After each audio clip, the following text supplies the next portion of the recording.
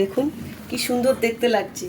এটা অনেকেই হয়তো চেনেন না, এটা কি শাক বলুন তো? এটা একটা শাক, কিন্তু কি শাক? এটা হচ্ছে ঢেঁকির শাক। এই ঢেঁকির শাকগুলো আমি বাজার থেকে এইভাবেই বিক্রি হয় মুড়ে, আমি কিনে নিয়ে এসেছি। এখন এইটা আমি দেখুন শাকটা কি সুন্দর করে ভাঁজ করে ওরা প্যাকেট করেছে। দেখুন কি সুন্দর দেখতে, একদম সুরগুলো দেখুন না, প্রত্যেকটা সুর কি সুন্দর গোল গোল হয়েছে। দারুণ দেখতে শাকটা, খেতেও খুব ভালো, খুব টেস্টি শাক। আমরা কিন্তু খুব খাই এই শাকটা, পাওয়া গেলেই নিয়ে আসি। ঢেঁকির শাক দেখুন, এই ঢেঁকির শাকটা এখন বেছে নেবো, এটা কিছুই বাঁচার নেই, একদম নরম শাকটা। দেখুন যতটুকু নরম আমি ভেঙে নেব, নিয়ে এটা কুচো কুচো করে কেটে নেবো। কেটে আমি একটা নিরামিষ রান্না করবো আজকে। কাঁচা লঙ্কা, শুকনো লঙ্কা, কালো জিরে ফোড়ন দেবো, দিয়ে আর নারিকেল দেবো একটু, দিয়ে ভাজা করবো। এটা এটা ভাজা খুব ভালো লাগে। কি সুন্দর লাগছে দেখতে শাকটা। শাকটা আমি এখন কেটে নিচ্ছি, কেটে নিয়ে আমি দেখাচ্ছি। এটা খুব ছোট্ট ছোট করে কাটতে হবে। আমি কেটে নিই শাকটা, নিয়ে ভাজবো, তারপরে দেখাবো।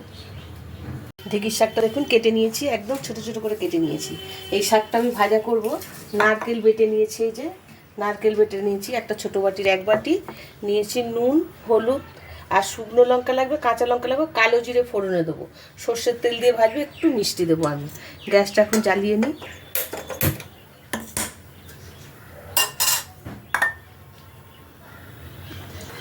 দেবো এখন কালো জিরে, 1 চামচের মতো কালো জিরে দিয়ে দিলাম।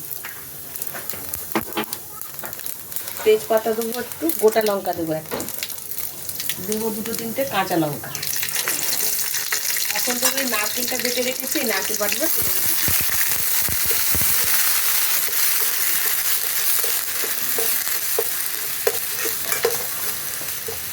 একটু ভাজা ভাজা করে নেবো নারকেলটা।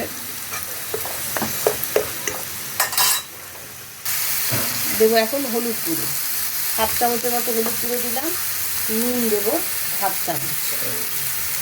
শাকটা কমে যাবে একদম, কতটা শাক আমি দেখুন কেটেই অল্প হয়ে গেছে, একদম ছোট্ট করে কেটে।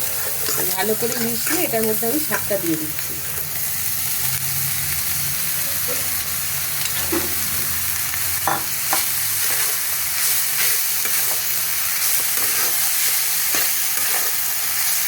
এখন দেবো আমি সামান্য একটু চিনি দেবো।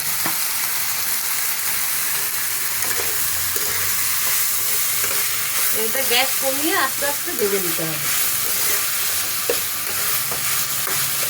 গ্যাসটা কমানো থাক।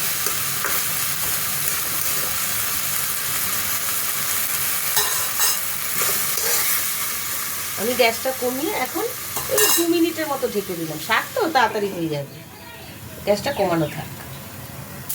দেখুন আমি নেড়ে চেড়ে একদম ভেজে নিয়েছি, ঝুরঝুরে ভাজা হয়ে যাবে। এখন এটা তুলে নেব।